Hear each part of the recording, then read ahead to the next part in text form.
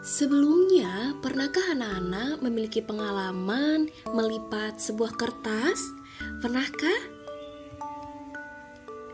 Lalu, tahukah anak-anak bahwa bentuk-bentuk yang dapat menutupi semua bagian kertas dengan tepat saat dilipat itu disebut bentuk yang memiliki simetri lipat. Kemudian, bagaimana ya cara untuk menentukan simetri lipat itu? Apakah anak-anak tahu? Yuk kita cari tahu. Berikut ini adalah cara menentukan simetri lipat.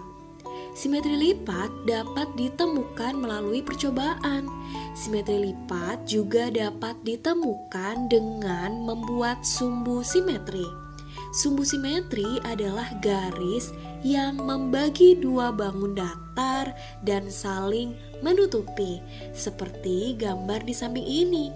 Pada persegi panjang, di tengah ada garis putus-putus. Inilah yang disebut dengan sumbu simetri. Sekarang, ayo kita amati bagaimana cara untuk mencari simetri lipat. Di sini ada sebuah persegi panjang yang akan kita lipat menjadi bentuk persegi seperti ini. Dan tentunya kalau kita lihat ini saling menutupi dengan tepat ya. Kemudian saat dibuka maka akan terlihat garis di tengah. Inilah yang disebut dengan simetri lipat. Kemudian masih dengan persegi panjang, sekarang kita lipat memanjang seperti ini. Dan tentunya saling menutupi dengan tepat ya. Kemudian saat dibuka ada garis memanjang. Inilah yang disebut dengan simetri lipat. Yang lain, misal kita ingin melipat persegi panjang ini sesuai dengan diagonal. Apakah saling menutupi? Tidak ya. Kalau kita lipat miring seperti ini tidak saling menutupi. Maka diagonal dari persegi panjang atau garis miring putus-putus ini bukan merupakan simetri lipat dari persegi panjang. Sekarang anak-anak amati kedua gambar ini.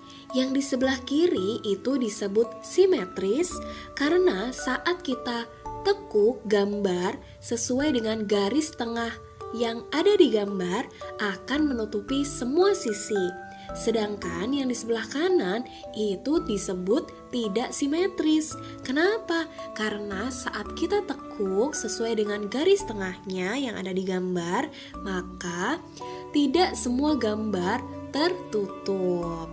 Jadi dapat kita simpulkan bahwa bangun datar memiliki simetri lipat jika yang pertama dapat dilipat menjadi dua bagian yang sama besar. Kemudian lipatan saling menutupi dengan tepat dan memiliki sumbu simetri. Setelah kita mempelajari tentang simetri lipat, sekarang pernahkah anak-anak memutar sebuah kertas? Betul sekali. Selain simetri lipat, ada juga yang dinamakan dengan simetri putar. Apa itu simetri putar ya? Yuk kita cari tahu. Berikut ini adalah cara menentukan simetri putar. Simetri putar adalah banyaknya putaran yang dapat dilakukan pada suatu bidang datar dengan ketentuan sebagai berikut. Yang pertama, hasil putaran menutupi pola yang sama ketika diputar. Yang kedua, putaran kurang dari satu putaran. Yang ketiga, memiliki titik pusat. Seperti gambar segitiga di samping ini, ya, ada titik pusatnya. Sekarang, ayo kita amati gambar berikut ini. Nah, di sini ada kondisi awal dari posisi sebuah segitiga yang akan diputar. Setelah diputar sejauh 1/3 putaran, berlawanan arah dengan jarum jam, maka di sini yang awalnya titik C berada di atas, setelah diputar menjadi berada di bawah sebelah kiri. Bergeser, semuanya bergeser ya, bergeser satu titik. Supaya lebih paham, anak-anak amati ya, amati dengan seksama bagaimana cara memutarnya. Yuk, kita akan mulai memutarnya. Anak-anak perhatikan di mana posisi awal titik C berada di atas, titik A berada di kiri, kemudian titik B berada di kanan. Setelah kita putar sejauh 1/3 putaran, maka posisinya menjadi seperti ini ya.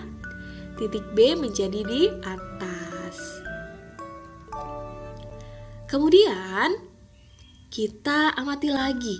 Kondisi awalnya sama seperti tadi. Titik C berada di atas, A di kiri, dan B ada di kanan. Sekarang kita akan memutarnya sejauh 2/3 putaran berlawanan arah dengan jarum jam. Nah, di sini yang awalnya titik C berada di atas, sekarang berada di sini. Alurnya adalah dari titik C berada di atas, diputar sejauh 2/3, maka bergesernya 2 titik. 1, 2. Seperti itu ya, sama halnya dengan titik yang lain. Sekarang supaya lebih paham, yuk kita amati perputaran segitiga berikut ini. Kita akan putar sejauh 2/3 putaran. Kita mulai ya. Nah, ini putaran 1/3 putaran. Karena 2/3 maka masih kita putar lagi. Kita putar lagi. Iya, anak-anak bisa membedakan ya. Posisi awal itu titik C berada di atas. Kemudian setelah diputar sejauh 2/3 putaran berlawanan arah dengan jarum jam, maka titik C berpindah 2 titik, 1, 2. Jadi berada di sini. Baik, itulah tadi pembelajaran kita pada pagi hari ini. Terima kasih untuk Ananda yang menyaksikan video ini sampai selesai dan semoga bermanfaat. Selalu jaga kesehatan dan tetap semangat belajar dari rumah. Wassalamualaikum warahmatullahi wabarakatuh.